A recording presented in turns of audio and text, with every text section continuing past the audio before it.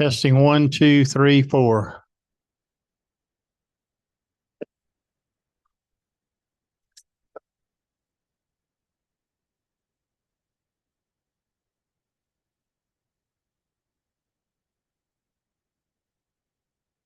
Testing 1, 2, 3, 4.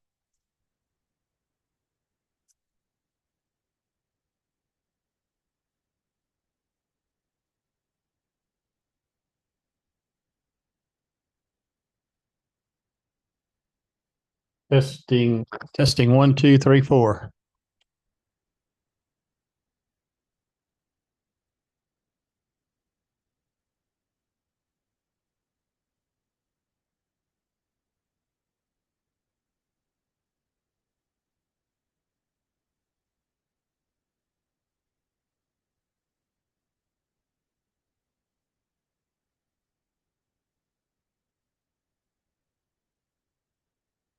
Testing 1, 2, 3, 4.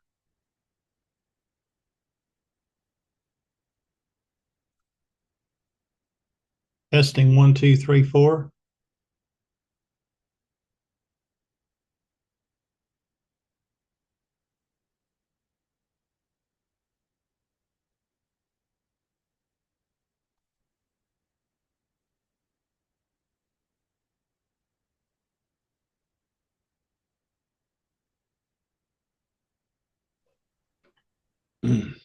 You're on.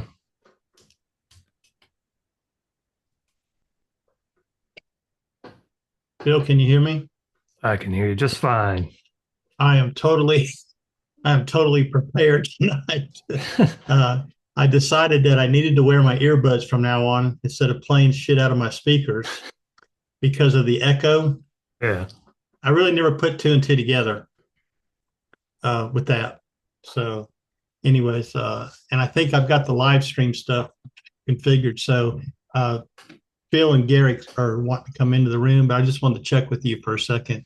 I was going to add you as a co-host, but I can't because apparently you don't have a paid Zoom account. Oh, that's true. Yeah. Okay, so that's why I can't. And I upgraded Zoom yesterday. I thought, well, for $5 more a month, I want HD. Okay, recording. But I found out that that's not true. You have to buy Zoom Business and Session, which is more. I said, I'll forget that shit. If I do a Zoom meeting in OBS, it records the Zoom meeting in 4K, even though the Zoom is only outputting 720. Huh. So I've done a few Zoom meetings with another group I have, the Camera Club Council of Tennessee, and last time I did it, I recorded the meeting inside of OBS as a screen capture. Yeah. And it came out as it looks like 4K. It says it's 4K when I look at the file, versus the 720p on Zoom stuff. But anyways, a lot of it too depends on cameras. I got a couple people that got some crappy cameras, so they don't look that good in Zoom. I'm not talking about you guys. I'm talking about the other group. There's like 14 people in that group. So, anyways, I'm going to let these guys in. All right. Garrick left. Yeah. He'll be back. So I thought what I would do is start the meeting, the Zoom, the live stream 15 minutes after the hour, gives us time to get settled in. And hello and welcome. hey Phil. Hey buddy, how you doing?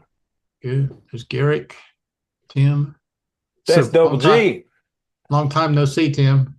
Hey. What'd y'all do? Hang out this morning? We went to Hiawassee. Did y'all go see the sunflowers? Yes, we did. Cool. Did you get any indigo buntings? Tell it like it is, Tim. You're on mute, Tim. You're muted, Tim. So we'll take that as a no then. I don't know why. Yeah, I didn't get any indigo buntings, but the sunflowers are pretty much done. Oh, wow. Yeah, same here. And, yeah, it was, I got a few pictures. I got enough that I can at least pretend like I'm working on a video. But But for the most part, it was pitiful. So Wow, they were still. I mean, they looked perfect when I was there Sunday. yeah, a week ago they were great. I'm Ron's got talking Ron's 3 days got a friend ago. that was up there. I guess last weekend, and she sent him a picture of them, and they were just gorgeous. They Yeah, were everywhere. they were. Matter of fact, some of them didn't even look like they were fully. I mean, most of them were perfect, but some of them didn't look like they were fully open yet, and that was 3 days ago. Well, I think that they are too hot. Yeah, Mhm. yeah, that's probably Enough it. water. But I'm going back to the Smith Perry Berry Farm in Ooltewah, or outside of Ooltewah tomorrow. I went by there a couple of days ago, and that's usually where I go for sunflowers. Yeah, And the plants are like 5 feet tall. Some of them are 6 feet tall. This year they're like 3 feet tall. wow. It's And the same in Raleigh here. They're really short this year. yeah, and so anyway, I didn't stop, but I think I'm going to go back, and you got to work with what you got. So Sure. we'll see what it's got tomorrow. I wonder what the Yeah. ones over in Ooltewah look like, or northern Ooltewah. Well, I don't know. Is that Smith Perry? That may be Smith Perry. I actually don't know the name of it. Well, if you get off of the Ooltewah exit and take a left, and then go up by that new Publix over there, Yeah, straight out that road, that's the Smith Perry Berries farm. gotcha. Yeah, that's that. Yeah. So y'all went there and to the Hiwassee Wildlife Refuge? No, I went there yesterday, and there was nothing. I mean, it was there were some flowers there, and a lot of them had not bloomed yet. You could see the buds were like ready to go. But I still think I'm a little late. So Gotcha. we'll Well, see. I just glad I went when I did. Yeah, you were lucky. Really? We're live. There were we're live. Yep, Yeah. sure What do you enough. mean we're live? I didn't start the stream. Well, We're on Well, YouTube live? It's recording us here in Zoom. Really? Zoom is Zoom? yeah, we're definitely Wait a- live. What? What's up, Johnny Pink? Yeah. Yeah, Uh-oh. John, you're muted as well.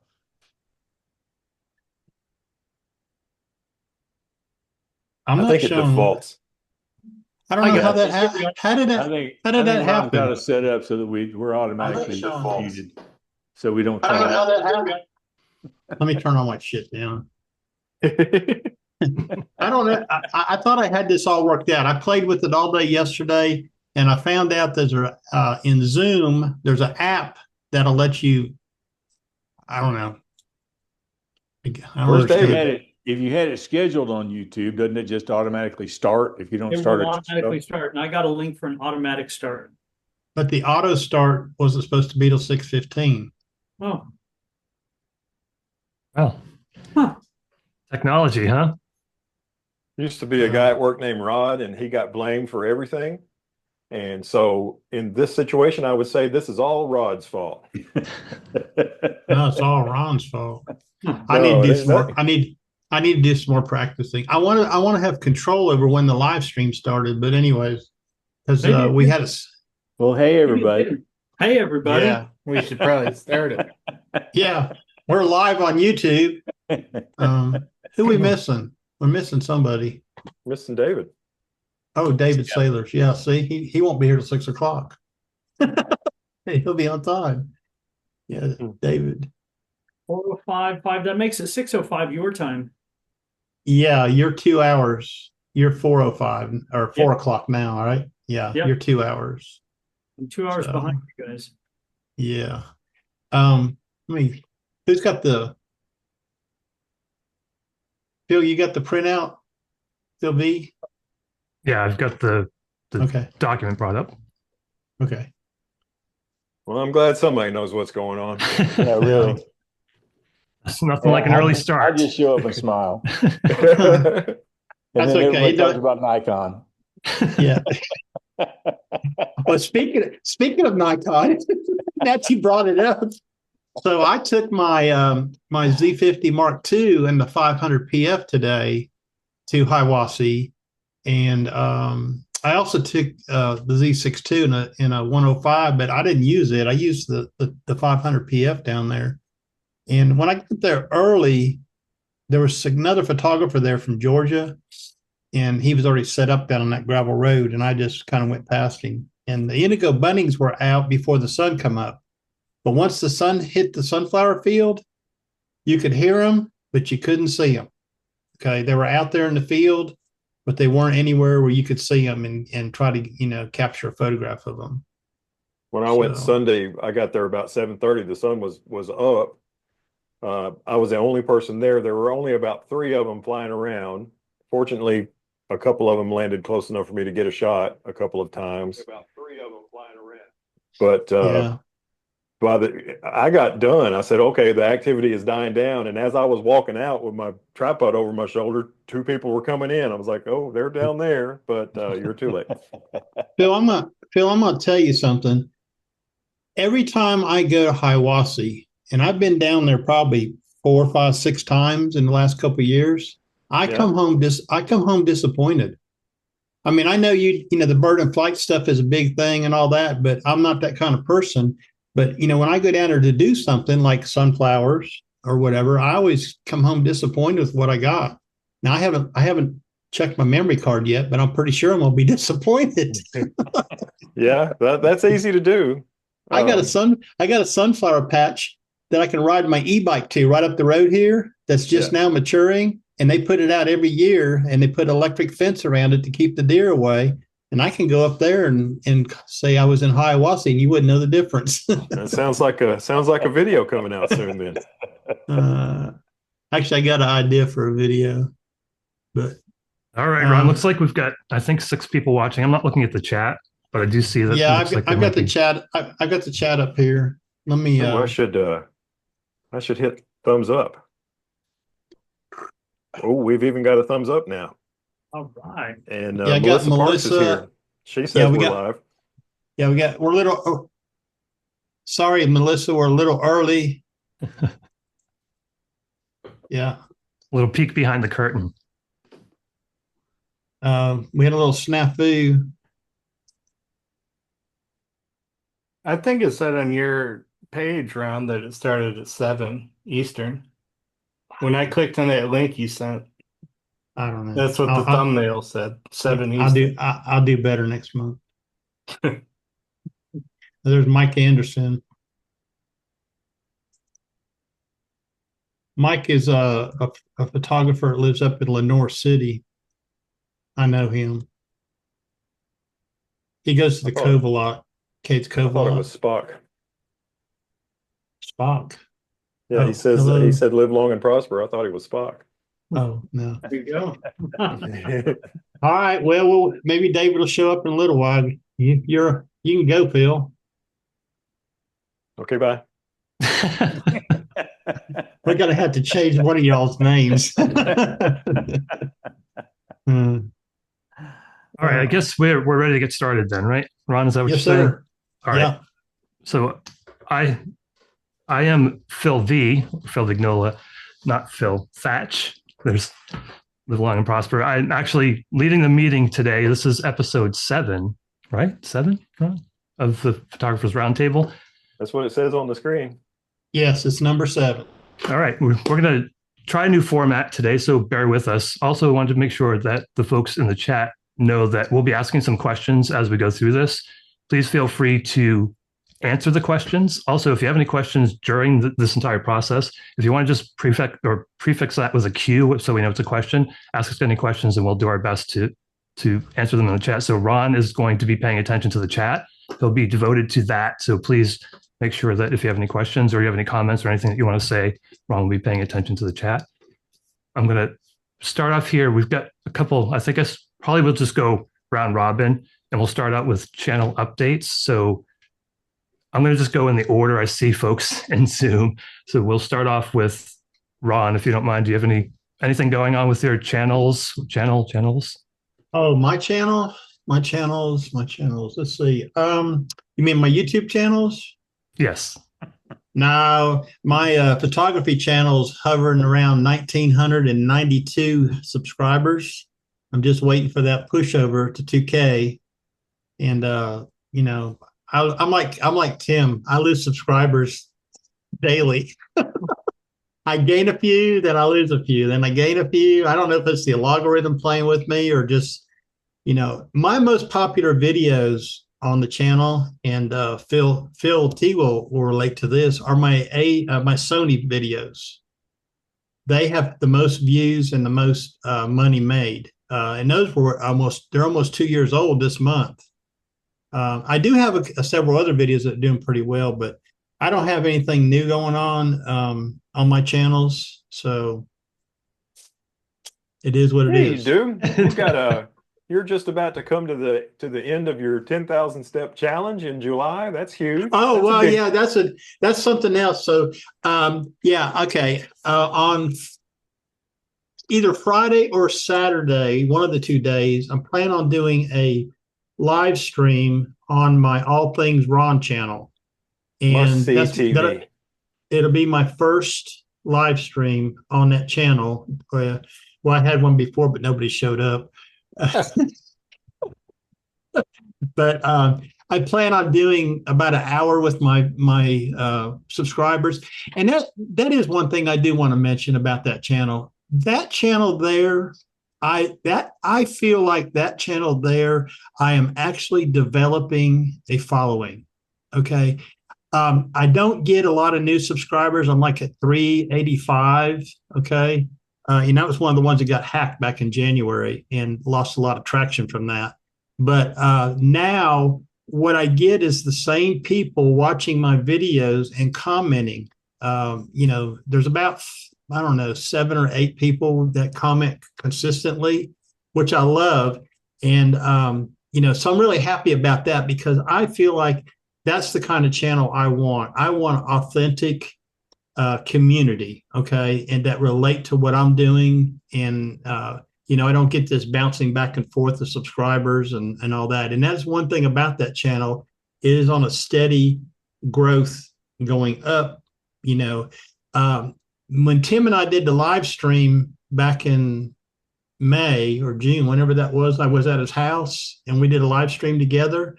Well, that day, I think it was just from his channel, okay, I gained about 20 or 25 subscribers in one day. And it was because the people were watching the live stream from Tim on his channel, and they found out about me. And now they're following me too. So that was nice. That's a nice probably boost. The 25 subscribers I lost.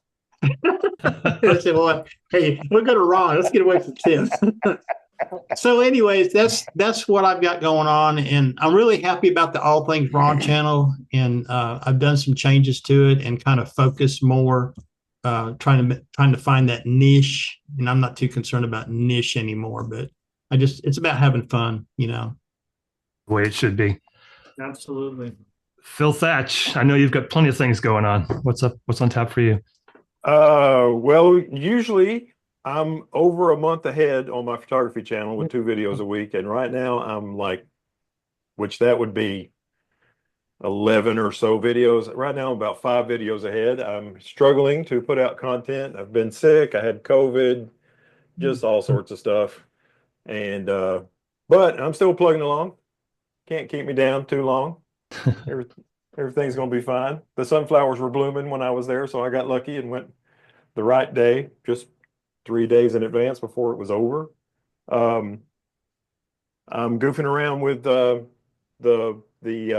OM system stuff again. I got to borrow that camera again, but I only got 2 videos out of it this time before I had to send it back, because the first couple of weeks I was sick. So that's how that goes. We went to see Beyonce. Heather loves Beyonce. So we went to see Beyonce at the Mercedes-Benz Stadium in Atlanta. And the seat beside me was empty. We get there early because Heather's a little on the handicap side. So it's easier for us to get to our seats when there's nobody around so I can help her. And this lady beside me to the right didn't get there until the first song was already going. And then she proceeded to sneeze on me multiple times during the 3-hour show.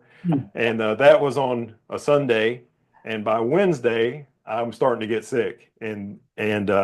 Anyway, Heather found this post on Instagram where somebody had said, whoever went to the Beyonce show with COVID, you shouldn't do that.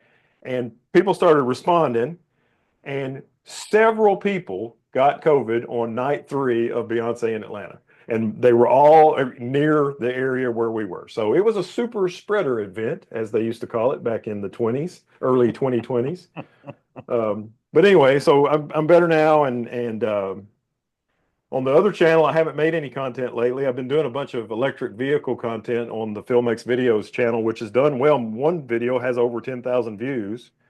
And so when we go to Florida in September, we're going to drive the little electric car, and I'm going to document all our stops for charging and all that stuff and make a video. And who knows, maybe it'll get 100 views. Usually if you try to do the same thing again, it fails miserably. But so that's what's going on with my channels. What about you, Phil V? I'd love to say that I've got something. Actually, I filmed a video this morning. Summertime for me, being primarily a bird photographer, there's not a whole lot that goes on normally, at least for my big year. I'm not really finding a lot of new birds around, but I did film one this morning, and I'm going to kind of catch up. So I think I'm at maybe 190 on my big year. So I set a goal of 150, hit that, and I set a stretch of 200. So I'm approaching 200. I'm pretty sure by fall, with the warblers coming through, I'll get to 200. You got the painted bunting 2 years in a row. I did, and that's so we were talking earlier about the sunflower fields, and I went to sunflower fields with one mission, and that was to get the painted bunting. So we're in Raleigh, North Carolina, and in general, you only see those on the coast, on the East Coast. This guy has been here. I think this might be his 3rd or 4th year, and he has become a little showboat. So he's posing and he's flying back and forth, and there are hundreds of photographers there on the weekends, and probably 20 or 30 even on weekdays. So it's been pretty nice, and he's a handsome fellow. So that's been it. So I will include those photos, but I didn't actually film a video when I got the painted because I was with friends, and I don't like filming with friends. But that's it for me on my other channel, the Photo Gear Fun. Phil did lend me a couple lenses, and I actually have a couple videos there that are almost made. So there'll be some stuff on Photo Gear Fun coming out on the Viltrox lenses. No, not Viltrox, Yangyo. So that will probably be maybe next week. Cool. Tim, what's going on your channels? Well, I didn't put out a photography video this week. It's just one of those times when life got in the way and I didn't get out to go do what I needed to do, which is why I'm trying to make up for that now. But it's I'm back to having fun with it where I wasn't having fun with it for a long time. With the Life in Motion Diaries channel, I didn't put out a video today because life happens. But I made one today for Friday at the Cherokee Memorial thing at Blythe Ferry as part of the Trail of Tears. So that'll be on Friday. With the New Retired Me channel, I announced the grant recipients on Tuesday. So we wound up with $1,500 to use for those, and with the way that the people judged everything, I came away actually being able to give out 4 grants instead of 3 because a couple of people didn't request a lot of stuff. So that I've got to get that stuff ordered this week, but that's always fun to kind of see how they start changing their channels after they get the equipment they think they need. And it's one of those things where I keep getting really, really close to a record number of subscribers there, and then 20 or 30 of them go away, and I climb back up again. 20 or 30 of them go away. So, it's but I'm still having fun. I am trying to consider how to rearrange those things maybe at the first of the year. I miss on the New Retired Me channel, I miss doing 2 videos a week. I miss the Tuesday videos because the Thursday videos they run out of steam in about 3 days. And then I don't have a lot of comments. I don't have a lot of activity. I mean, there's stuff going on in older videos, but when I was doing 2 videos a week, I had a lot more interaction with the people on the channel. So I'm trying to figure out how I can make that happen again, maybe by the first of the year. Well, it's so cool that you give out those grants and that you get to give out some extras. I'm sure the folks really appreciate that. Well, and then this year, and that all came through affiliate marketing and things like that, which I'm not doing anymore. So this year I started memberships on the channel. Anybody here watching want to join? They're $1.99 a month, and Shameless I get plug. about $1.30 of that, and that all of that is now going toward the grant. I don't keep any of that money. So I have about 20 members so far. I only need like 30 or 35 over the course of a year to pay for the grant. So it's not like I need 500 members, you know. But anyway, we're getting rolled out with that. I've tried a couple of live streams for the members out somewhere where I'm walking or whatever. They've both been massive failures for various reasons. But I think I'm getting that under control now. So We did do a Zoom call the other day. It worked out pretty well. we did, yeah. I sent out a notice, a post to just members with a Zoom link. With 20 members, I wasn't expecting many. So we had 4, counting me, counting Ron. There were 2 besides us. It's 2 more than I normally get. So, but it's a start. We had a nice conversation. It was nice to get to know them. I'd like to get to know people, a little more personably there. So those are things that are kind of going on behind the scenes with the membership on the channel. Garrick, you're next on the list. If anything going on? Yeah. So thanks for asking. Channel's doing really well. The last few videos have done really well. Just went over 4,000 subscribers last week, and already Congratulations. Yeah. Thanks. Congrats. Yeah, thank you. That's when I first started this, I told myself I'd be lucky to ever get 100. So yeah, so pretty pleasantly surprised with how it's going, humbled, to be honest. And but yeah, the last few videos doing really well. It's just doing a lot of Americana, a lot of small town. Was actually went into Chicago last week with my buddy, and we did a lot of cool street shooting. That video's a ways out. But yeah, I've been bringing my dog with me every once in a while. He gets more comments than I do. People love the dog. What's the dog's name? I'll make a note. Get a dog. Yeah. what's the dog's name? Is it Coop? Yeah, Cooper. I call him. You can call him Cooper, Coopy, Coop. He'll answer to just about anything. But yeah, so he's ridden with me a couple of times in a couple of videos, and it's turned out pretty well. And speaking of Chicago, when I was in Chicago over the weekend, I shot film for the first time in a long time. And one of my members, his name's Joel, he hooked me up with some film and processing, and we were chatting offline one time about he had mentioned that he was getting back into film a little bit. I mean, obviously the trend was kind of going that way. It was getting popular again, and yeah, I told him, yeah, I'd love to shoot film again. And then out of the blue, he kind of hooked me up with film and processing, and it's taken me forever, embarrassingly forever, to get out and shoot some film. But I got the scans back today, and oh my God, I am hooked. I sent him a note. I said, I am completely addicted now to shooting film. I've got this old camera, this old Minolta SLR.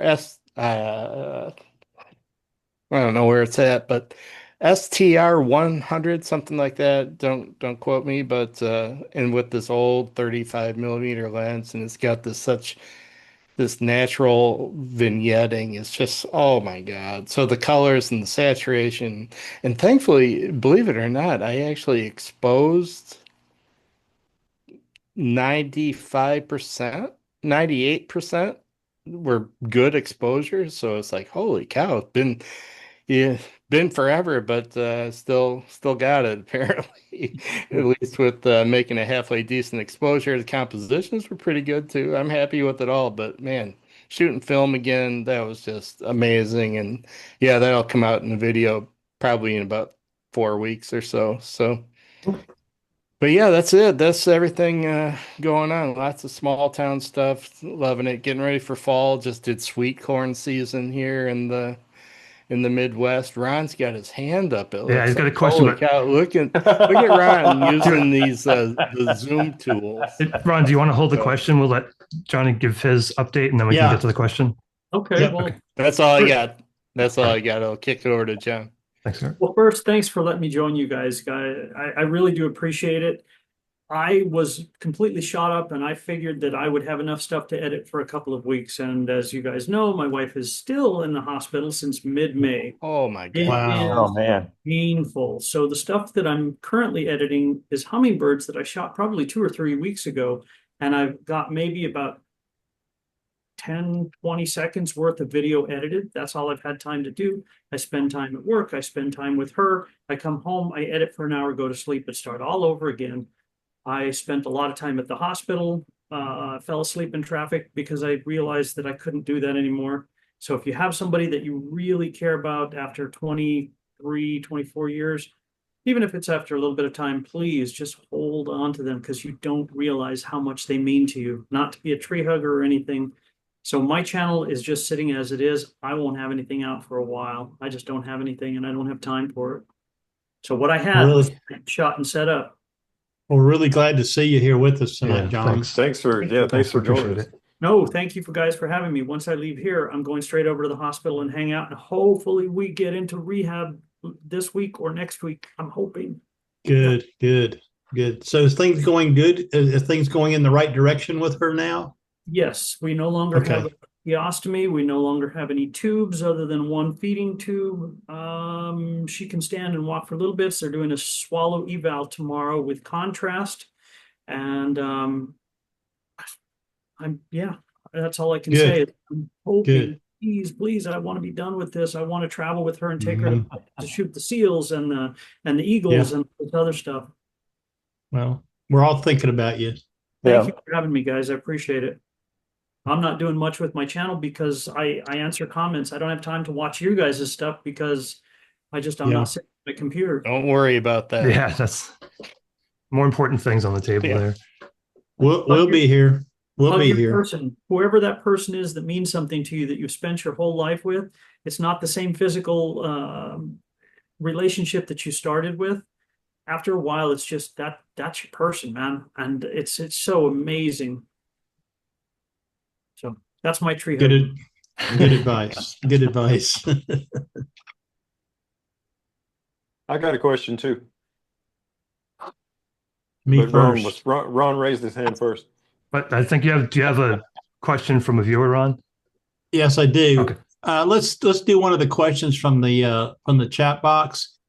Folk Art and Camera, who I've highlighted on my channel before. And if you have never watched this channel, you need to go check him out. I enjoy watching him. And I say him because I don't know his name. He won't say his name. So it's just Folk Art and Camera.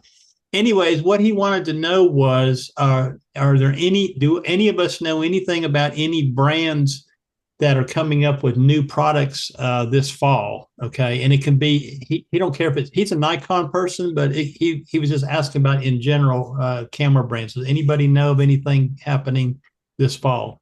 Well, that's a great segue, which is going to be our next segment, which is news. I've got a couple items. I know I didn't really send out what I had. I just kind of looked it up. Sorry, I didn't do my research, but there's a couple of things. One that I'm fairly excited about it. It's called Anti-Gravity, which is a 360 drone. I don't know if folks have heard about that. I think it's coming out in August, so it's not technically in the fall, but this is a collaboration with Insta360.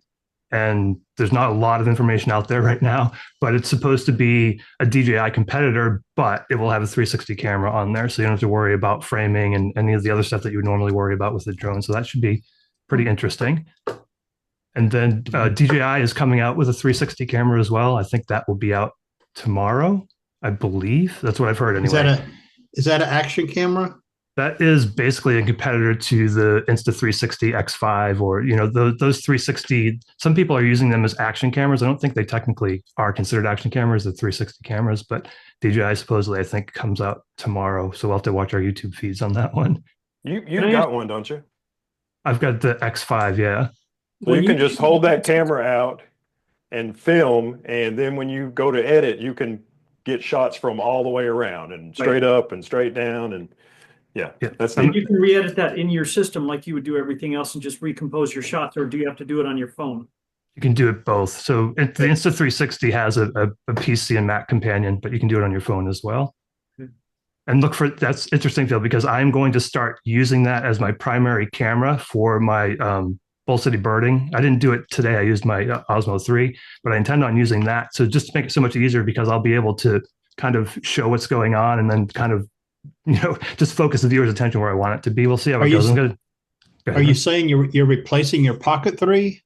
I'm going to try that at least for 1 or 2 episodes to see how it goes. But yeah, that's the idea. It's just easier. And there's a pre-capture on there as well. So if I just kind of walk around with pre-capture on and hit it when something happens, it will make it a little bit easier, but we'll see how it goes.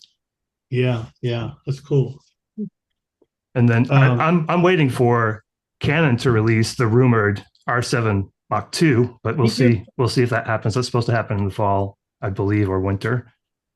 I heard something about Nikon supposed to have a video-specific camera or a video-centric camera coming soon. What else? The Z6 III was that way. Well, no, I mean, this is more featuring a bunch of the red stuff.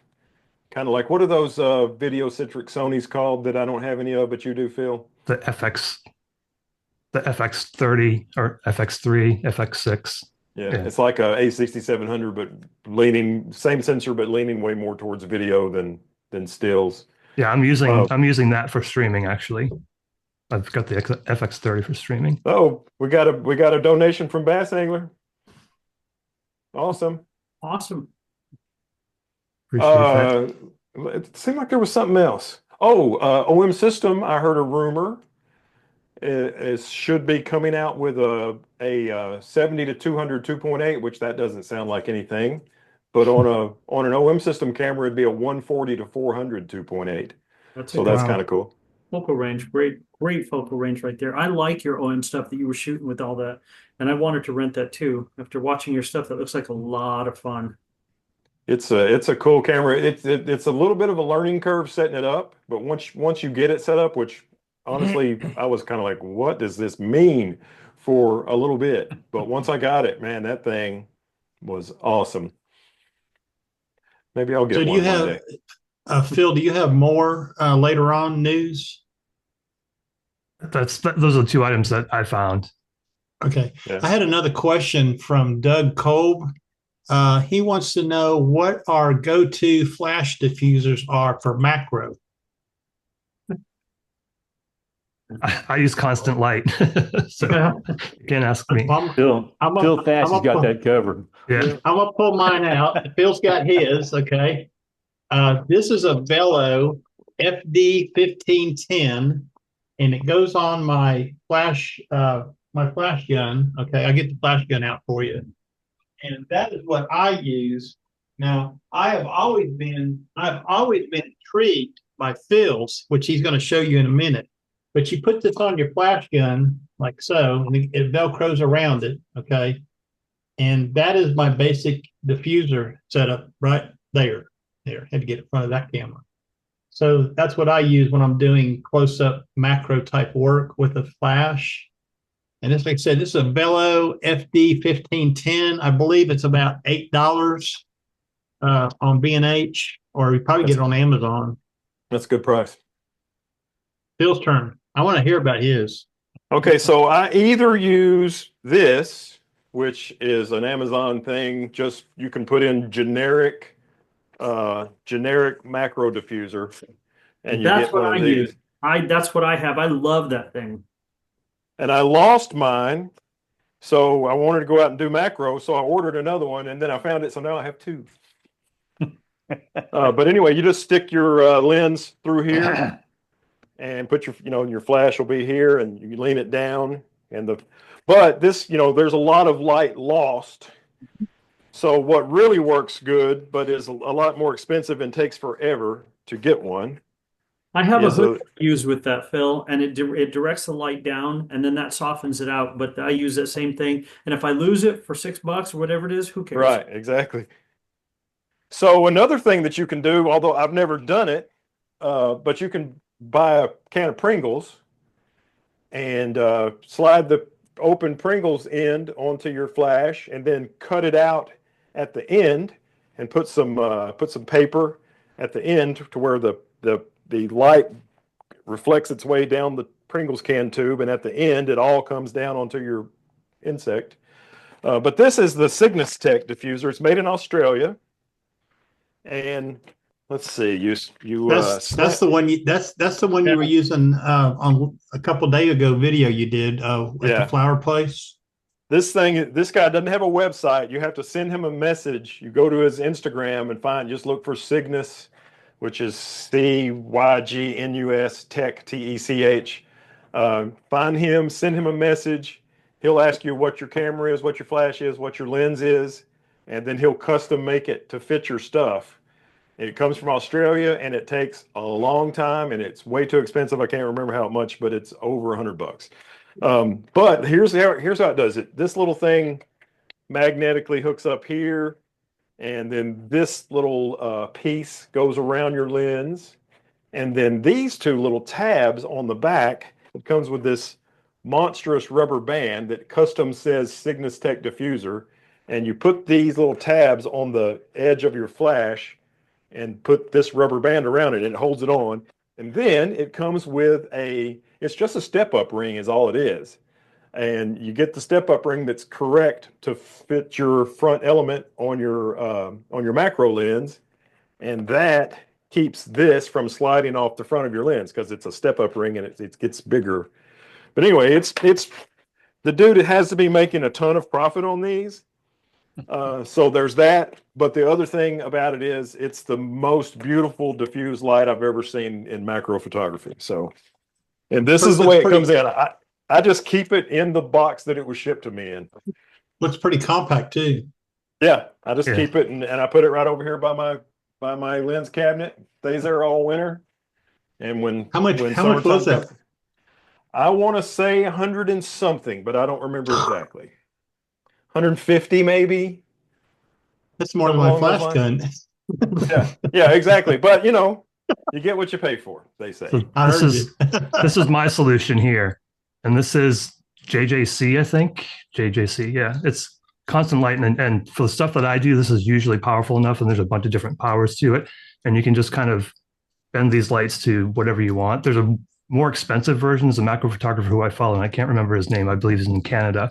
And it's like $1,000 for that system. This was $40, and this is on the lowest power light, but it goes up pretty high, and you can it's got a cold shoe mount. You can put it on the camera if you want, or it makes it easy. Like I do a lot of mushroom shooting just to kind of bend the lights to be where you want them to be. And that's constant power that you're using right there? It is constant. Yeah. It comes with its own battery. So you can charge it. It charges through USB-C, and then you can, I think there's like 6 different levels of light there.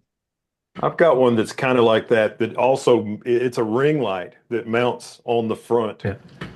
It comes with lots of adapters, so it'll fit lots of different things. And the power for it is like some AAAs that sits in your hot shoe. It's not modern like that, so it's not USB-C. I've had it for years. But I mean, and if you're doing mushrooms or something like that, something that you can do a long exposure on, and when I say a long exposure, I mean, a third of a second, a quarter of a second, something that you have time to let plenty of light. But if you're shooting an insect that's probably moving, you need to shoot faster. So a You constant. have experience with mushrooms, Phil? Well, I did in my youth. You can plead the fifth. That's okay. I never, that Whoa. wasn't ever my thing. Hallucinogenics Whoa. were never my thing. No thanks. Yeah, I was just a straight pot guy. I like beer and Oh. weed. We've steered this This is turned into conversation right off confessions the here. rails. Yeah, we're Well, we're all old enough we can admit to it now. Yeah. If you want to know the truth, if I listened to old recordings from my 20s, I could tell this day I was doing speed and this day I was doing cocaine. But that was back in the 80s. It was a completely different time. Way It different. was. It was indeed. Rodney says marijuana for the win. Hey, Rodney, I call it Mary J-wana. That's all the questions we had so far from the chat box, Phil. all right. Okay, here's my question. Go ahead, Phil. I'm interrupting with my question, and it's mainly for Garrick and Johnny Pink, and it is, how far ahead are you guys? Johnny, you're obviously way ahead because you haven't been able to shoot for a while, and you still got videos coming out all the time. And Garrick, it seems like you're pretty far ahead too. I'll go. I was ahead. I was ahead by probably 3 weeks when I was at the biggest leeway that I was at, but now probably down to like a week. I've got a video coming out this Saturday that's ready. Nature Photo Studios, who's on this call, has been able to see it because they're a member of the channel. So my channel members have already been able to see that one, but it comes out this Saturday. And I've got one other one actually that I just finished earlier today that's for the following Saturday. So I guess I'm like 2 weeks out right now, which is where I typically am during the summer, because I have more time in my hands. But yeah, that'll fade away as soon as the sun starts going down a little earlier. We'll have less light to get out there, so I'll be scrambling here in the very near future.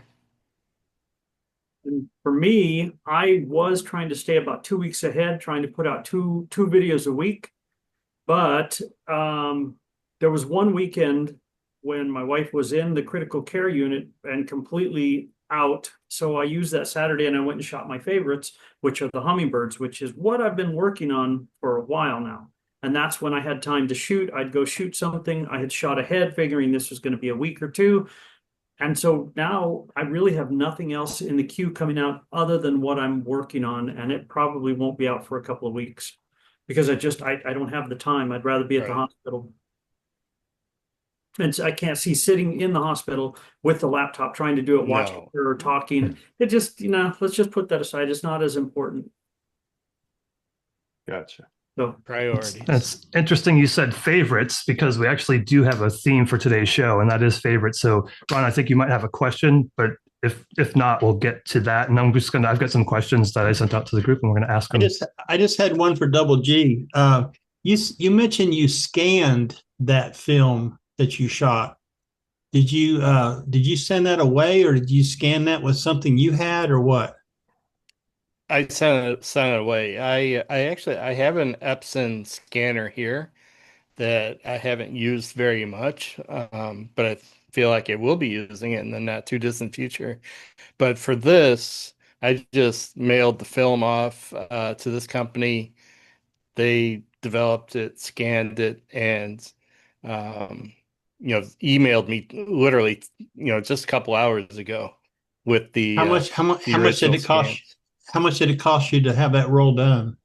Well, it didn't cost me anything because it was taken care of by my friend. But I think it would have been between like 10 and $15. That's not bad, including shipping.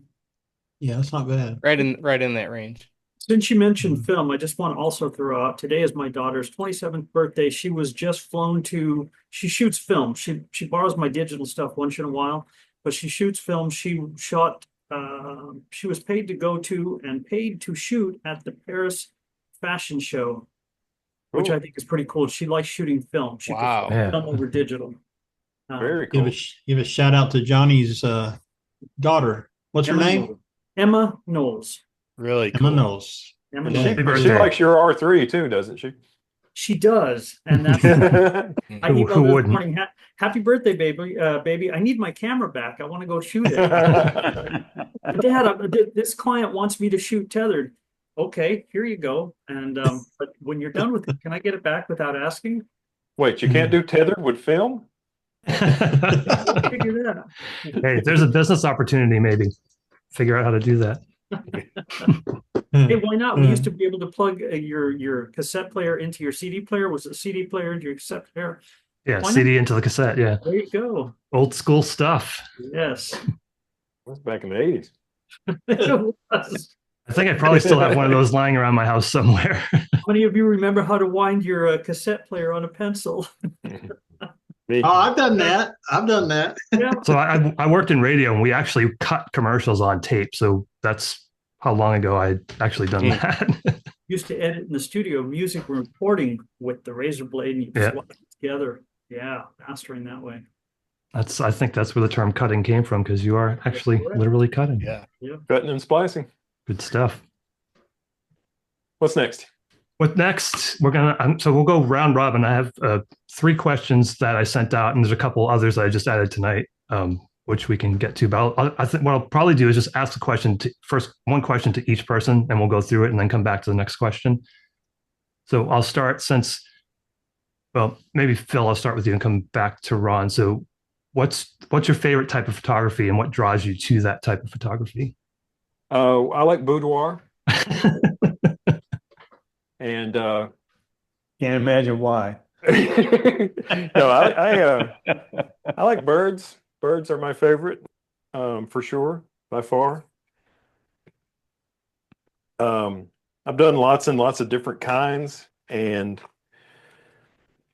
I don't know, it just gives me the most satisfaction. Bird photography does, for whatever reason. And I like to do it with this, if that was one of your questions. That's the next question. You're jumping the shark here. But go ahead, since we're there, well, I'll ask these 2 questions then. So you just showed your favorite gear. I'm assuming, not knowing really what it is, that's probably like the Z8 and the 600 PF, something like that. That is exactly what it is. Yeah. Yeah, that is good stuff, man.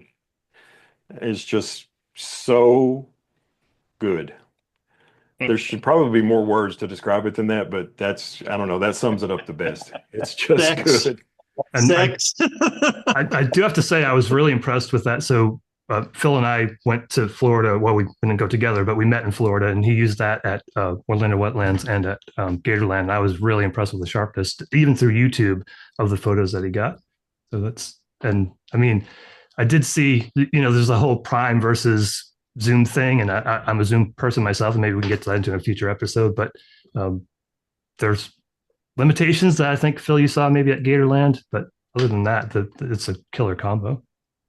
The limitations of a zoom is you are the zoom, and sometimes you just can't back up far enough. Right. An eyeball or a portrait. Yeah, and that was, I think, in Gatorland, maybe, Phil, you hit that more than. Oh yeah, I definitely had to switch to the 100 to 400 in Gatorland. Because but in real world situations, you're not 10 feet from the bird. Right. Like I never use this in my janky looking back porch blind. I never use it because I'm 10 feet from the bird. This is way too you're only much 10 feet from the birds. Wait, you're saying Orlando isn't real? I don't believe that. Orlando, I'm saying Gatorland.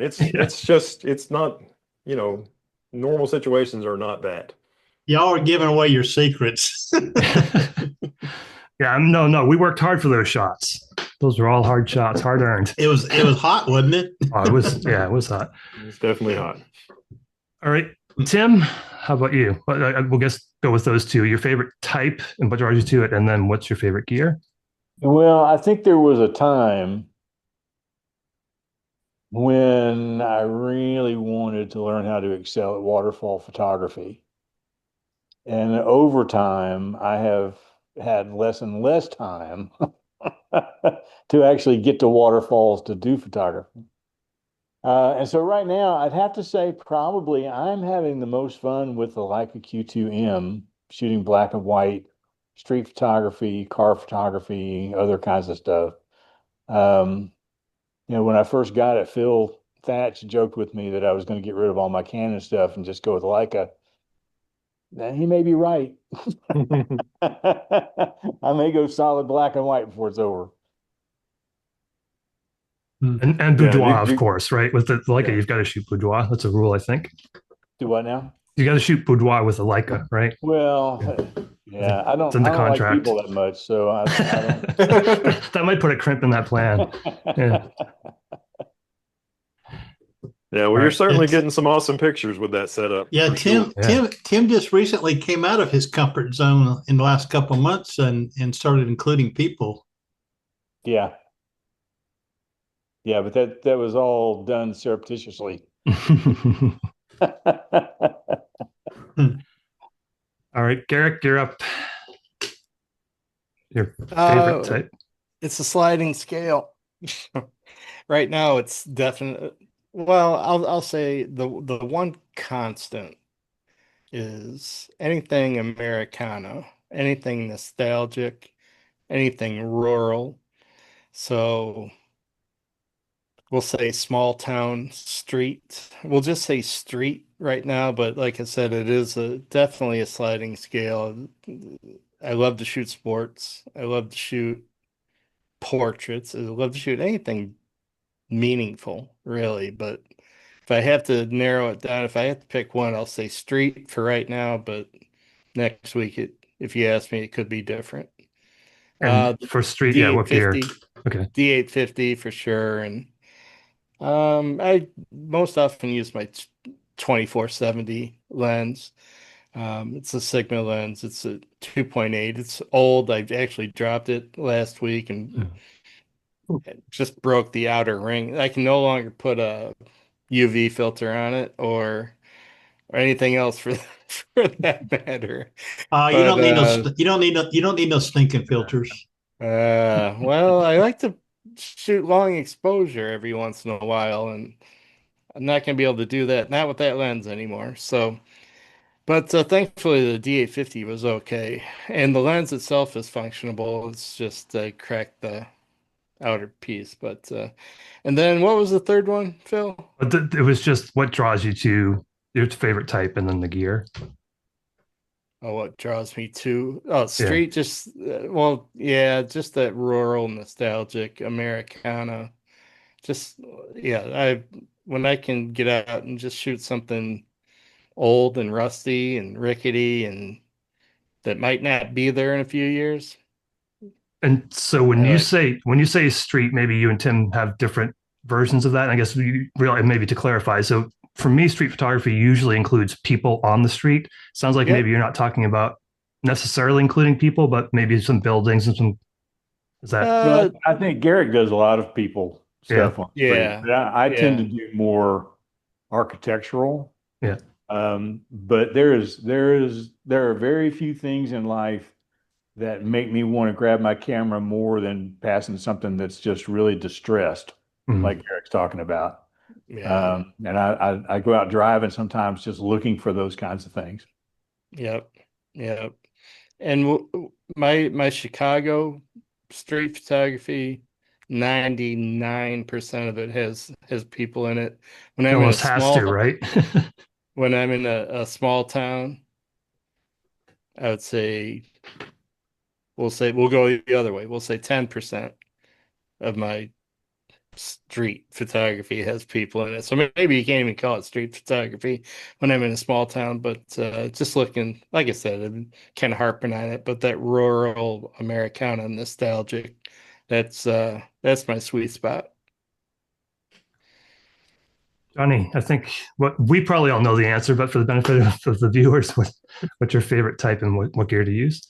My favorite stuff is I'm primarily Canon, and I started with Nikon. I still think the Z8 and the Z9 are fantastic, the PF500, the PF600, but my favorite are hummingbirds, dragonflies, damselflies, anything little, bluebirds, that is my favorite. But I'll shoot any wildlife. I'm a wildlife whore, so to speak. My favorite gear is Canon, just because I really like the autofocus. It works really, really well for me. And it's whatever lens I happen to have, or lens and setup I happen to have that day.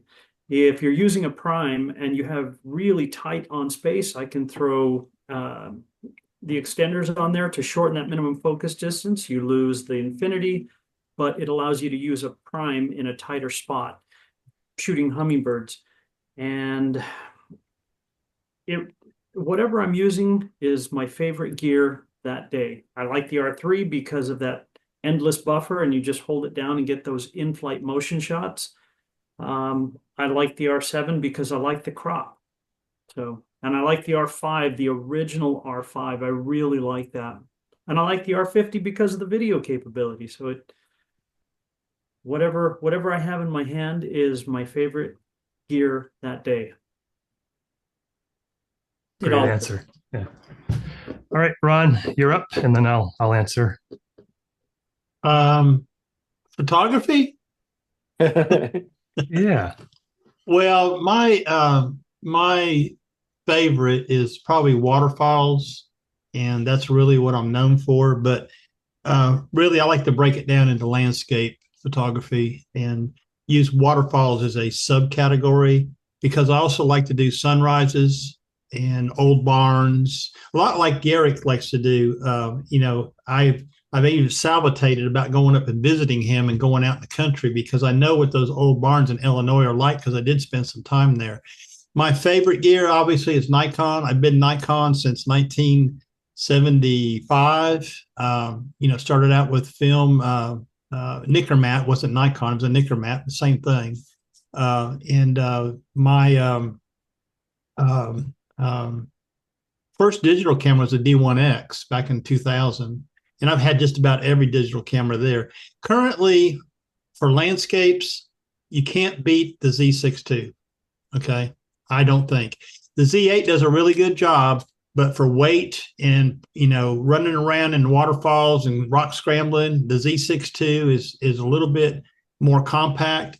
And I've recently I was using some different lenses but recently I've really fallen in love with this 24-120.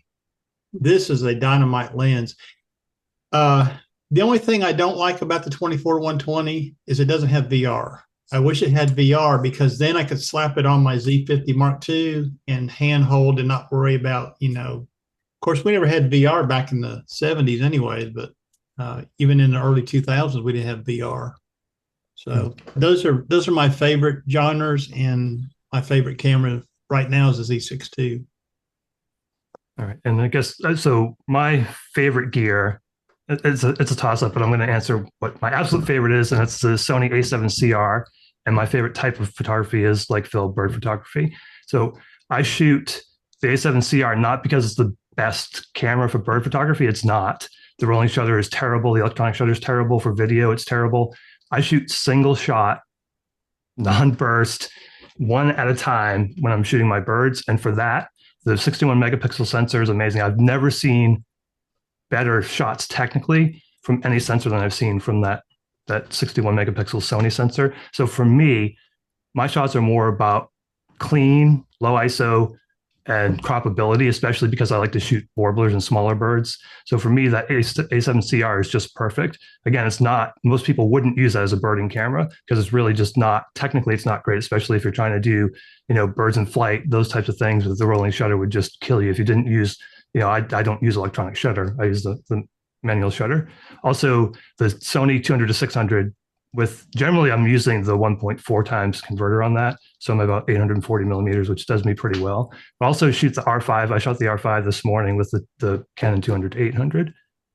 But that's, again, I don't know anybody else who shoots the A7CR for birding. I'm not saying I'm the only one, probably not, but I know it's not very popular for birds. Well, it's the cheapest way to get that sensor, It is, yeah. And I actually got a good deal on a B&H. It was $500 off as an open box. So, it cost me less than my A7 4 that I've got sitting on the shelf, which I still use, but not for birds. Yeah. I thought you were bullshitting when you said that you did single shot until I went shooting with you, and I'm over here going, and I hear you go click, click, click, click, click, and you were getting shots, so I was impressed. Nobody believes me. The 800 that way, like that, click, click, click. Yeah. Well, I mean, you can be in burst mode on a D800, and it sounds like that because it goes click, clang, click, click, clang, click, click, clang, click, click, clang, click. So go ahead. I've got a couple more questions, Ron, but did you have one you wanted to? Yeah, we got a viewer question here real quick. Let's go ahead and answer this. David Skylark, new viewer to the channel. Okay. Moisture. He wants to know about moisture control for gear. He's getting ready to go on vacation. I believe he said to Japan. Should he worry about it on vacation or more so for storage? I guess he's talking about storing his gear at any length of time or maybe going on vacation. Back in the day, we used to worry about fungus. So does anybody have any comments about moisture control for your gear when you're traveling or even long-term storage at home? I'm terrible at that. I mean, I keep my lenses in a case, so there's glass in front of them, but yeah. And sometimes if there's the little silica gel that comes in a new product, sometimes I'll throw that in the cabinet over there like it's going to do something. Yeah. After I shoot in the rain, I usually wipe my lens off. Yeah. So there's that. Well, there's so I generally keep mine just open in an AC, but if you travel we bought these little absorbent things for our kayaks that you can stick in there, and you could do the same thing. And I can't remember the name of them, but it's not silica, it's something else, but it will actually absorb moisture. So you might throw one of those in your backpack. I'll have to see if I can get the name, Ron. Maybe we can pass it on. But it seems to do a good job in the kayak application. It keeps the moisture out. Yeah, that was just one question we had right there. You can go ahead. Okay. So I slipped a couple more in there. So I'll start and I'll answer those. The next couple questions. One is the favorite editing tool, and then we go into favorite camera and lens of all time. So for me, real quickly, Adobe Lightroom.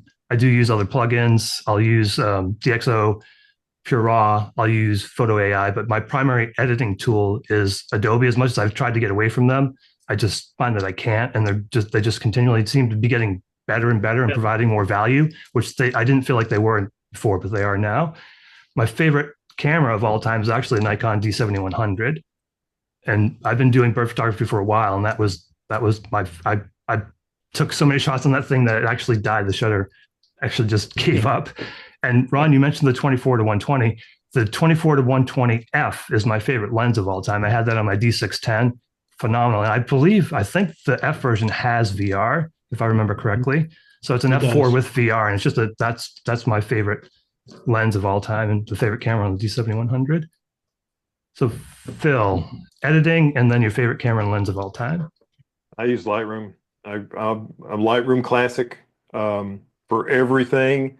Sometimes if there's something I can't get rid of good enough in Lightroom Classic, I'll toss it over into Photoshop and fix it in there. But it's Lightroom for me. I do that for organizing my files too, because that's kind of what it is, as a file organizer. And I got this new thing that I do this year. I'll import the pictures, and used to I would go through and I would just kind of slowly go through each picture. And if there's a burst, like if you're doing bird photography, there's a burst, so you might have 15 pictures that are similar. Go through, find the one with the best head angle, the best sharpness, the best light. I would edit that, and then I would give it 2 stars. And then I would continue through, and once I got all the way done, I'd have 10 or 15 if it was a good day with 2 stars. And then I would send all those out to the no longer supported Topaz Denoise AI program. And then when they came back denoised and sharpened, I would hit number 6, which gives them red. And those are the ones I present in the videos, the ones that are 2 stars and red. Well, my new thing is I can go through there and tell it to look for files in that area that have no stars and have no color attached to them. And then it shows me all of those. Then I hit Command A, it highlights them all. Then I hit delete, and it deletes every single one of them from the database and from the hard drive. And then all I have left is my 2 stars and my reds. And Wow, my hard drive is going to fill up so much slower this year. I do something I'm gonna very have similar. I'm gonna have to rewind this when it comes out and listen to what he just said exactly. That's a Because good I- system, Phil. Yeah, it's I the same just- thing I do, Phil, basically. Yeah, I got to listen to what he just said in detail. one of the I need reasons details. One of the reasons I shoot single shot is because I absolutely hate culling more than anything else. That's my least favorite thing to do. If I come home with 1,000 shots, they're never going to see the light of day. So that's one of the reasons I shoot single. Okay. Yeah, I could see that. I mean, but once you get used to looking at a burst and you can kind of just look at the thumbnails and tell the head angles that are good. And then once you get a head angle that's good, you click on that one. Oh, that's not quite. Let's look at the next one. Oh, that one's sharp. Boom. You edit that one and you're done with that batch. Yeah, I'm not saying I'll never do it, but right now I'm sticking. I don't think you will. You figured out what's working for you and it works for you, so stick with it. All right, Tim, how about you editing and then your favorite camera and lens? Well, I'm in Lightroom. I use some other stuff sometimes, but Lightroom, like Phil was talking about, occasionally I have to go into Photoshop to do something. But I know so little about Photoshop. I know just enough to do 3 or 4 fixes and I'm done. So Lightroom, as far as a favorite lens of all time, I don't really have one. Maybe the 70-200 I used to have. I really like that lens. I really like the 28-70 that Phil called the chunk. But it was just so dang heavy you couldn't take it anywhere. I've culled all my stuff down now. I have one old camera body. I have the EOS R. I have the 28-70 f2.8, and then I have the 24-240 f4, and that's it as far as Canon. So I just got rid of everything that I don't need 80% of the time. And that 24-240 is an underrated lens. I use that a lot when I travel. Yeah. It's not the sharpest, obviously, it's a 24-240, but it's still so versatile for travel. It's a really good lens as long as at 24 millimeter, as long as you're doing a lens adjustment to get rid of all the super vignetting, you're good to go. All right, double G. I think we know the answer. Well, probably do, but for the benefit of the viewers. So here's my favorite camera of all time. You believe me? No. This is that Minolta I was talking about earlier. I found it. So this thing is awesome. But no, my favorite, Phil, you're right on it. It's the D850 for sure. Best camera I've ever had. Probably I don't know if I should say it's the best camera I ever will have, because eventually you'll have to upgrade to something or whatever, do something different. But editing tool, I kind of cheat. I don't know if this is a legitimate answer. I also use Lightroom and use it 99% of the time. But when I answered this question in the email, I said my feet, because I like to move around. That's probably more composing. You could call it editing, but it's more composition when you're talking about using your feet. But short answer, Adobe Lightroom. I know about as much as the other guys when it comes to Photoshop. Just a few tricks, or just a few things in Photoshop is all I know. But Adobe Lightroom, use it a lot, so doing pretty well with that. And did I get your them all? lens, favorite lens of all time? 24-70. 24-70. We'll say that. So the Nikon F 24-70, or no, it's just the Sigma. This is the one that I just broke. Oh, so Time to go shopping. Yeah. Sounds like an excuse to me. I'll use it broken for the next 10 years. You guys. Just tape a neutral density filter on there.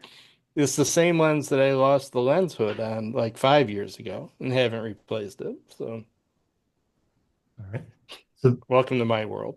So, Johnny, I know you rent a lot of gear, so this could be an interesting answer. But first, we'll start with editing. What's your editing tool, and then what's your favorite camera and lens of all time? The editing tool that I use is Adobe Lightroom Classic, because if I shoot a burst of hummingbirds, let's say that I have, let's just say 40 in a row, I can paste that same edit to everything and then export it. It works better for me than the other tools. I know about as much Lightroom or excuse me, Photoshop as everybody else, enough to make a few changes or remove the background, and that's about it. Favorite camera of all time is the D800. Favorite lens of all time is this monster 300. Yeah, this thing is old, no VR. It is probably 40 years old. It is heavy, and that is for my Nikon. Current favorite lens is the 100 to 500 from Sony because of that short minimum focus distance. And I can shoot full macro on the R7, getting close, and it fills the frame and I get all the detail. So that's the Canon 100 to 500, right? The RFL lens. Yeah. That's a great lens. Love great that lens. Good and even stuff. with the 1.4 extender on there to get me to 800, which is my favorite focal length long, on a full frame, it's just a phenomenal lens. Actually, that puts me at 700, but even still, I love that lens. I think it's phenomenal. And that 300, is that an f4? It is. Yeah. No, That was my question. This is my an question. f2.8. Can you guys see that? 2.8. Okay. That's a D, isn't it? Is that it? It's an AIS. Yeah, it's it's an AFI. AFI. And you have Yeah. the door here for you. This thing is so heavy, it's all glass. So when it focuses, you can feel the torque as the elements move. So Nikon had a 300 f4 about that age, and I don't know if that's that lens that was non-computerized. And there was a guy, I had one. There was a guy in North Carolina for a little bit of money would computerize it for you. So your camera would work with, of course, it wouldn't work with auto. I don't know if it didn't do autofocus. I'm not sure if it did, but it would do the exposure and the distancing and stuff and talk to the camera. And I think I had one of those. It was a 300 f4 and it was big. It looked just like that. It was huge.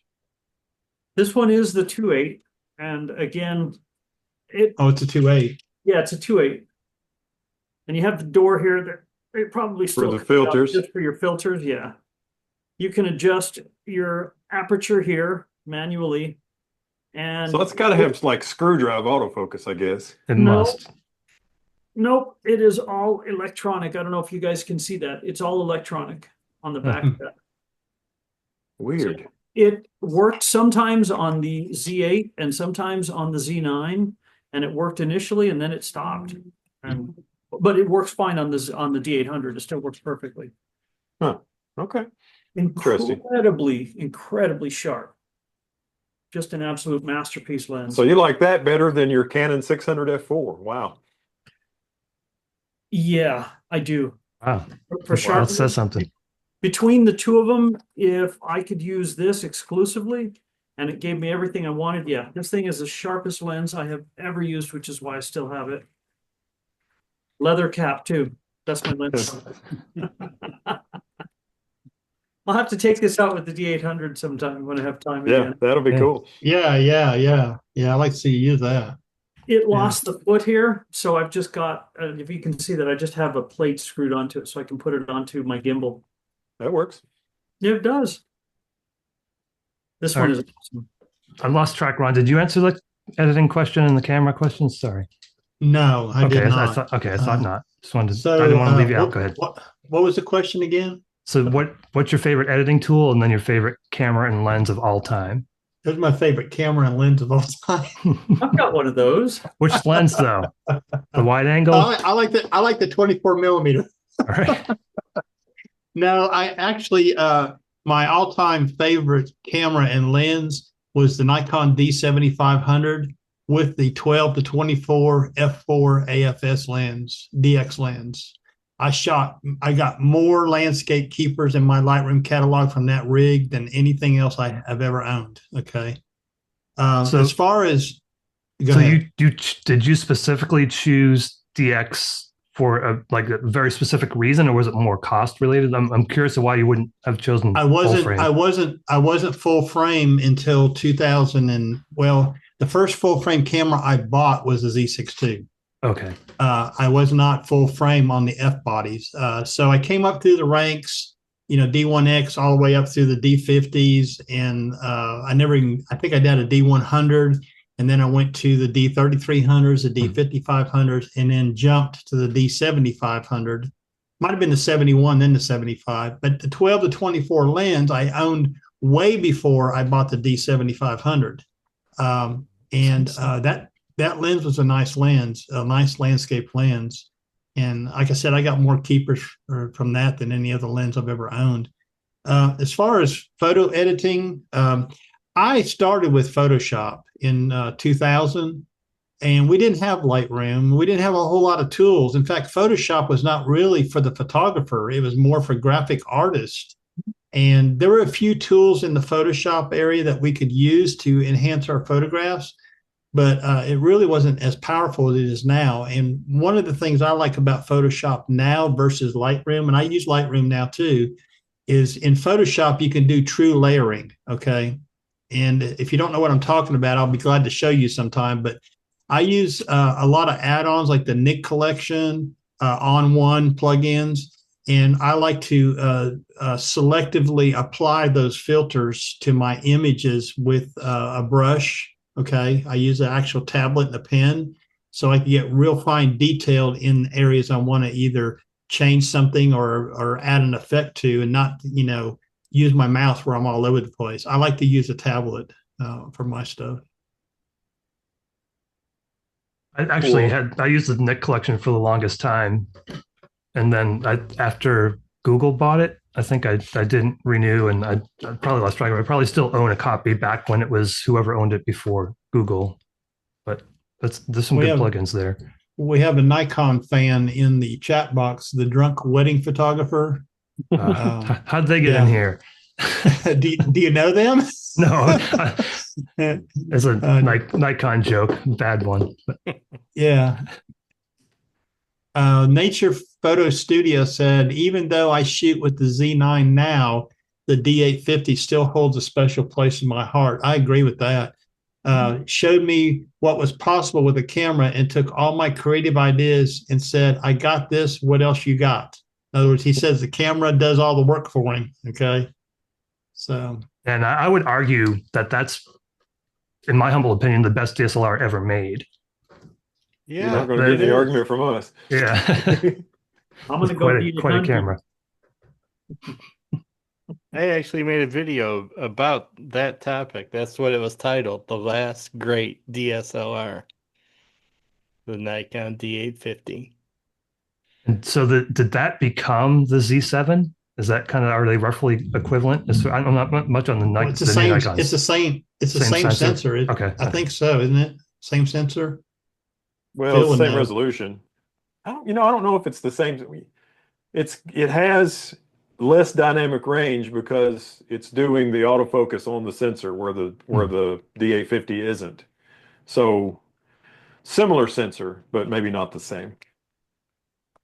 Same size.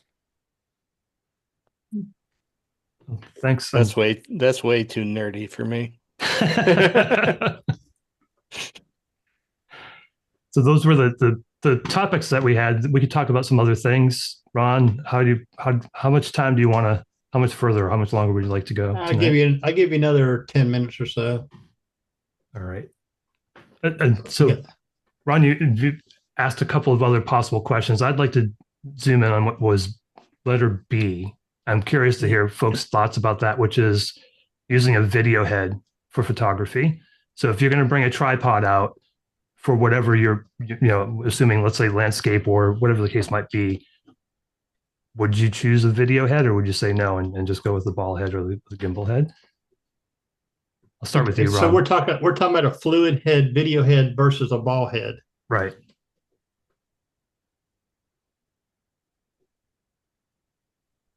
Well, I'm using a ball head. Okay.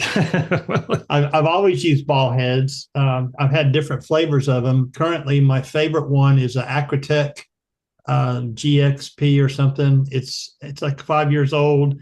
When it gets dirty, I put it under the sink and wash it out, and it's good to. Yeah, it's an amazing ball head. And the second one I have is a BH55, really right stuff on the big tripod. And I do have a gimbal like Phil and several of you other here might have gimbals. Mine's a Mobo, what do you call it, $99 eBay knockoff, whatever it is. I don't use that gimbal very much. Phil and I were having a text message thing the other day, and he said he uses his quite a bit. But the fluid heads, the video fluid heads, one of the guys that's on here tonight, Folk Art and Camera, he just had a video he put out the other day about fluid heads. And I was very interested in that because one of the reasons I bought the Z8 and the Z50 Mark II was for its video capability. As we all know, if you have a D500, it doesn't do very well with video, and trying to do it in live view and all that just stinks, okay? So that's one of the reasons I did. Well, getting buttery smooth video on a ball head takes a lot of technique and a lot of practice to make it smooth. And I'm just not really good at making that happen. So I've been considering a fluid head. That's one of the reasons I added that to the questions there. So this is my main travel setup. So this is a Benro S4 on a Suray, or however you want to say that, carbon fiber. So whenever I bring a tripod out, I'm generally doing it for the purposes of video, but since I have it out, I'll use it for photos as well. So if I'm not doing any video at all, I'm just going out to shoot birds, I'll just, carry my A7CR and my lens, and I don't bring any tripod at all. If I know I'm going to be doing video, I'll bring this video head, and that's for kind of travel stuff. I did a couple documentaries on my channel, and I've got a proper like studio tripod that I bring for that, bigger head, bigger legs, kind of like a proper studio. But for the field stuff, I'll use this, and I don't feel like it holds me back. In fact, I feel like for me, since I've gotten used to it, I think this is a little easier to use for a ball head than a ball head for both photos and video. But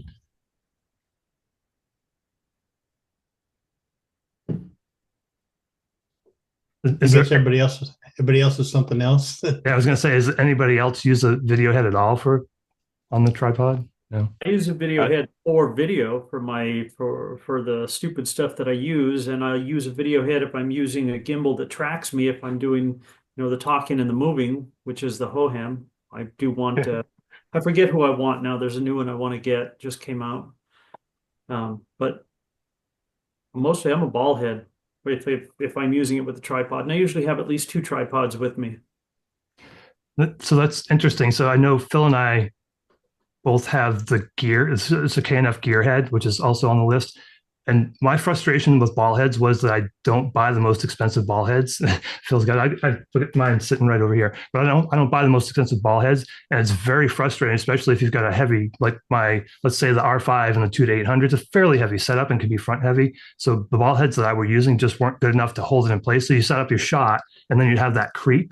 And I think Phil and I both did videos on that KNF gear head. That thing, it's a gearhead. It's solid. Wherever you set it, that's where it stays. It's a little more cumbersome. So for me, that's like the midpoint between, a ball head and a fluid head for me personally. If I need something where I know that I'm going to lock off video, I might bring that gearhead. It is kind of heavy though. I can't remember how much it weighs, Phil, but it's fairly heavy. It's too heavy. Yeah. But it's awesome. I don't use it for video at all. Yeah, you say that gearhead is heavy. Yeah. I mean, just compare. Well, where's a ball head? There's got to be a ball head around here somewhere. Here's one. Good thing he didn't have his jammy pants on. It's big. It's cumbersome. It's heavy.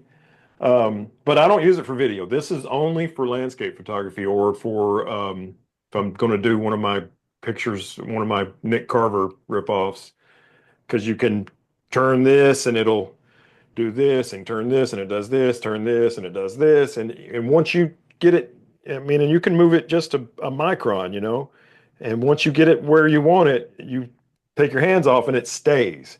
Or if you move a ball head, you get it right where you want it, and you say, okay, this is perfect. Lock it down, it drops. Yep. So you have to I'm going to get it too high for where I want it. Right. Lock it down and Play the game. So that's why I love this thing, but I don't use this for video. balance. This is only for stills, for landscape photography. And I actually found it works really well for macro.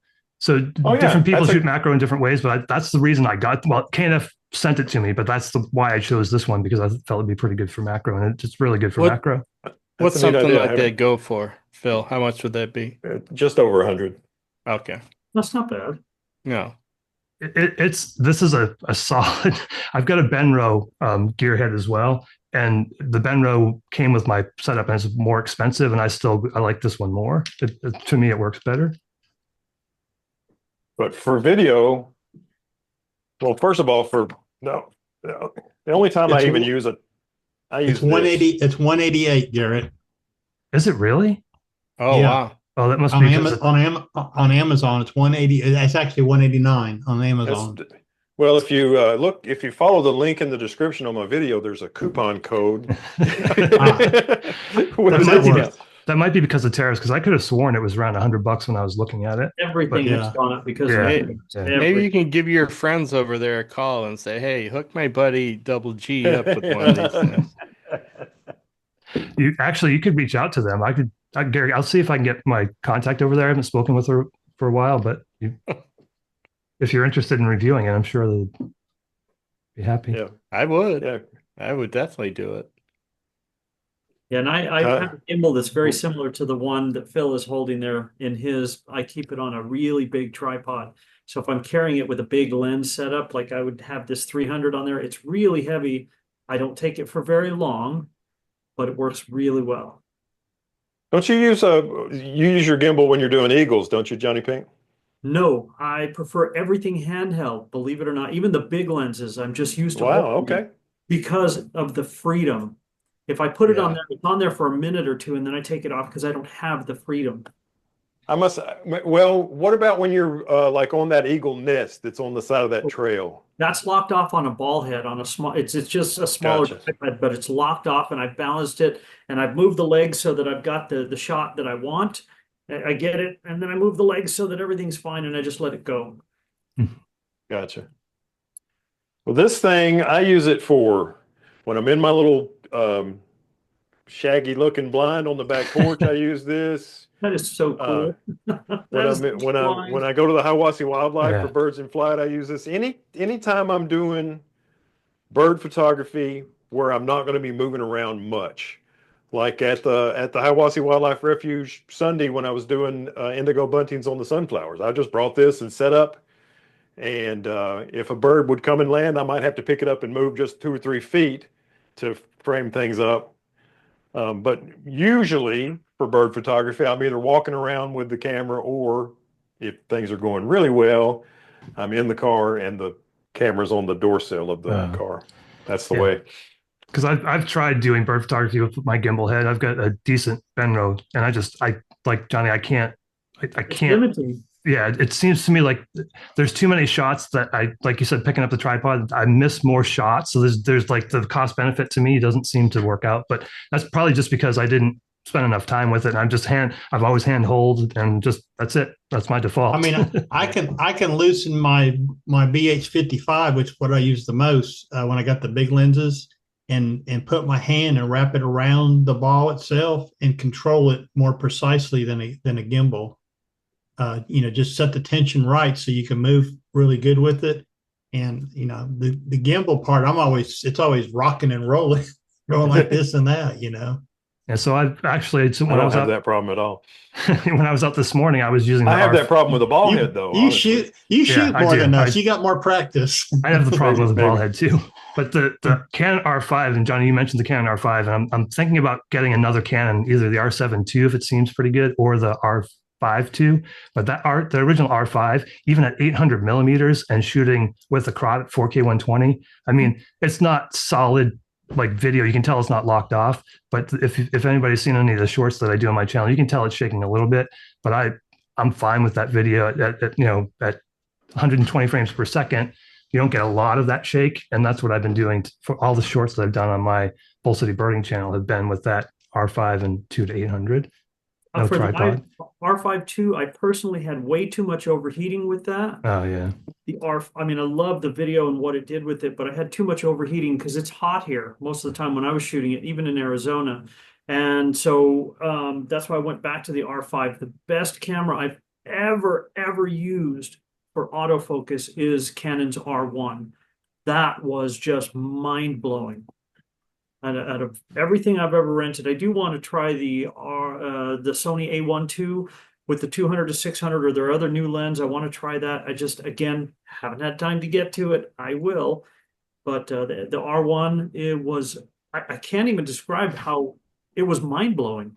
It really was step above anything I've used. I haven't tried it, but the autofocus on the CR and the A7R5 and the A1 II is Sony's best, and that's for small birds. For what I use it for, I've not seen a camera that's better, but I've never tried the R1. But one of the main reasons I shoot Sony is because of the autofocus. Yeah, and it's sticky. Well, guys, we've been streaming for 88 minutes, so we're a little bit longer than we usually go. But it's been a good stream, and want to thank everybody in the chat box for their questions tonight and coming along. And we do these about once a month. Recently, it's been on the fourth Thursday of the month, and I have a feeling that's going to continue. It seems to work. I mean, fourth Wednesday of the month. I'm sorry, Thursday. What is today? Wednesday. I'm retired. Okay, I don't even know what day of the week it is anymore. Same here. I mean, I used to go. I can only go out photographing on Saturdays and Sundays. So now every time I go photograph, I think it's Saturday. Okay. But anyways, I want to thank everybody for coming tonight and hanging out with us, and we'll do it again back in August, okay? Yeah, and Bill, I don't know if you're still on, but if you're from New Hampshire, that's my home state. I just saw that somebody asked Bill about the state, and New Hampshire is it's a great place to be from. No, actually, it's a beautiful state. It's the Garden State. The live free or die state. All right, thank you, gentlemen. I'm going to head off now. I'm going to actually sign off and head to the hospital. So I will see you guys next week. Thanks for making Johnny Pink. Thank you, John. Really cool to see you. Guys. Enjoyed it. Thank you. I'll see you guys. I'm logging off. I'll see you. Hang in there just All for right, a second. Johnny. Let me stop the stream. I don't know how to stop live stream. We'll see you guys. Yeah. Okay, see ya. Take care, See ya. buddy. Let me see if the stream stopped. Yeah, it has. Hey, Well, that was a good one. It was, and I know sometimes these run over. So if anybody has to leave, like if we run over too far, and there's a few of us that want to talk longer or something, that's fine. But you don't have to say goodbye or anything. You can just leave. Obviously, David didn't say hello. He's not even here tonight. So, but I mean, if they run a little bit longer than you want to, I enjoy the conversations myself, and I think most of the people in the chat box, we had quite a few hanging out the whole night with us. That was pretty cool. So, So do we have any volunteers to run the next one? you. Well, you did pretty good. I think it went really smooth for me. Running the chat box and just kind of hanging out, making sure everything went smooth. But I think if you want to build on another list for next month and you want to try it again, if you're okay with that. Yeah, let me I'll give it some thought, and then I'll send out, kind of like I did last time, an email about what we might want to cover, and more kind of ideas or feedback would be great too. Because yeah. So what I'm looking here at the August calendar, and the 27th. What's that? Canon? He wants to do Canon. Put that lens cap away. I'm very easily confused and distracted. Oh, okay. The fourth Wednesday of August is the 27th. Labor Day is the following Monday after Wednesday. So is everybody kind of available for the 27th of August? Probably.